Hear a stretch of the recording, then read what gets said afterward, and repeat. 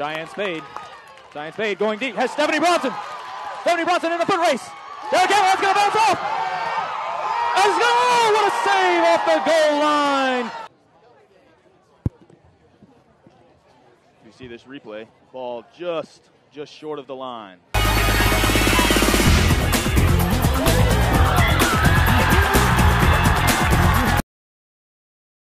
Yes, gets a move on. She's got DeCesare in the middle. Weinberg on the far side. DeCesare one control. Switches the field and goes beyond the goalie. There we go. Weinberg over to DeCesare. 1-on-2. DeCesare in the goalie. Far post, and she gets it to go. Come on, Laura.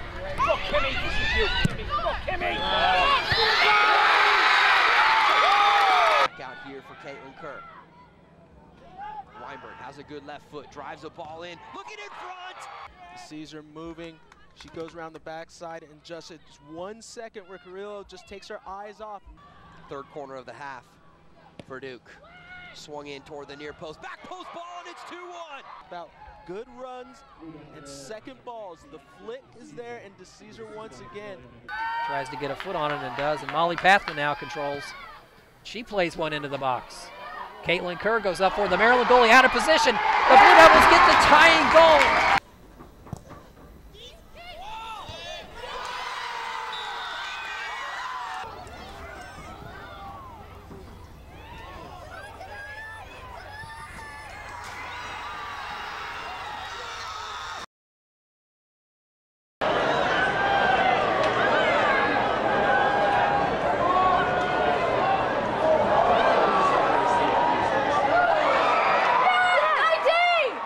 For this Virginia team. No nights off in the ACC, John. Not when you get into the heart of the conference schedule. Advantage. Headed out by Duke. Would give you an idea that it was going to be something special as they beat Santa Clara, number 9 in the country, as Duke has a chance here. Crossed over and in the net. The keeper and score our first goal of the night. That was a beautiful build-up, a great cross. You can tell Cobb has a little bit of a spring in her step now. She wants the ball, and here comes DeCesare again down the right side. So with inside of 20 minutes to go in the first half, John, are you surprised at what we have seen so far as the #1 team in the country trails 2-0? Could it be more? She's actually led the ACC in shots so far here in the early going as she moves inside again, tries to get over to Kim DeCesare, and it goes into the back.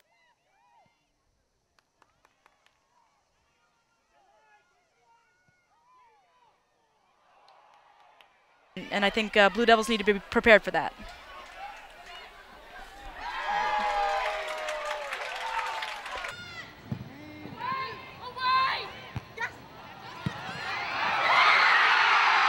But able to get some rehab this week, and she's certainly out on the field for this one. Goes to the head of DeCesare. A lot of jockeying for position going on in front of that goal right now. A little bit of a high one here. And Kim DeCesare rises high above the crowd that time. Not surprising that DeCesare came out with the win there. But Andahar gets it back on this right side, and DeCesare pokes it back to her. So here comes Christina Gibbons in from the right. She gets down pretty far, pokes it in front of the goal mouth, and there toward the goal. Puts one in front. There's DeCesare, and it's in the goal. The Blue Devils.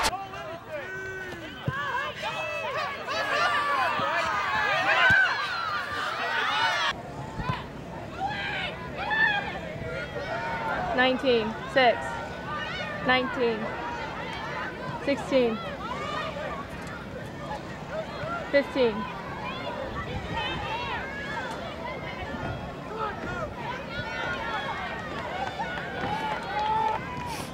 Five, 19, 10.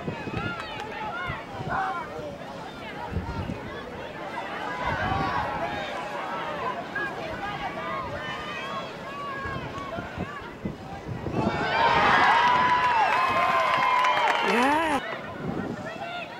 19.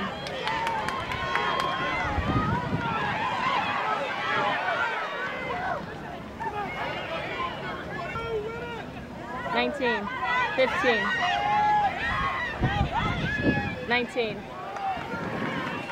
wanted to talk about one of your players here, Kim. And sure. I guess, first of all, could you just kind of chart the journey she's been on over 5 years? I guess she came in as a defensive player. She's kind of moved her way up the field throughout her career. Just what that takes and how that progression is happening for her. I think she's the most unique player that in the 32 years that I've coached, that I've really have coached in her journey. It's really unique and it's great.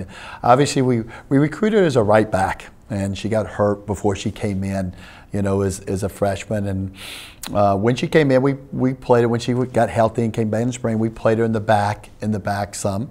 But then we saw that she had a really unique ability. She's always been very fit. She's always been, the top of our fitness ladder, and especially the distance runnings. When we do the distance running, she's got a long stride, so we knew she could go box to box. So we looked at, okay, what would help her skill set, her running skill set. So we put her in midfield a lot too. And then all of a sudden we started noticing in there that she could score goals. She had the unique ability to score goals. So, she started in the back. She went to the midfield probably spring, sophomore year. And then going into her junior year, we knew that we would lose Molly Pathman and Kelly Cobb with the U20 national team for at least the first 12 games.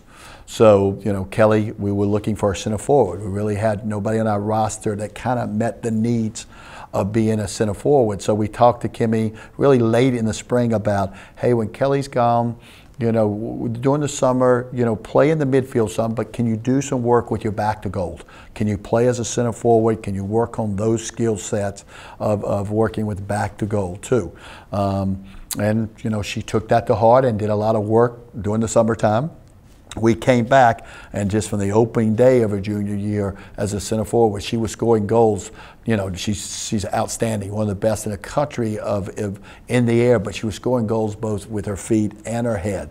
So, then it was, so she had, and again, we still needed to work, and she did a lot of work with Billy Lassane, working the technical work of playing back to goal, being able to hold balls, being able to find midfielders to be able to spin off. But then, her big forte was getting herself in the box and getting on the end of different balls. Example, the goal she had this year at Texas A&M, she gets on the end, but this time not with her head, but with her feet, and be able to turn and play the ball back across the goalkeeper. It's a really, really a tough goal that she scored there. So, it's been a really unique journey to watch this as a coach, how this player has, and then this year with Kelly back, Molly back, Laura back, trying to work, how do we get our best players on the field, best 11 players?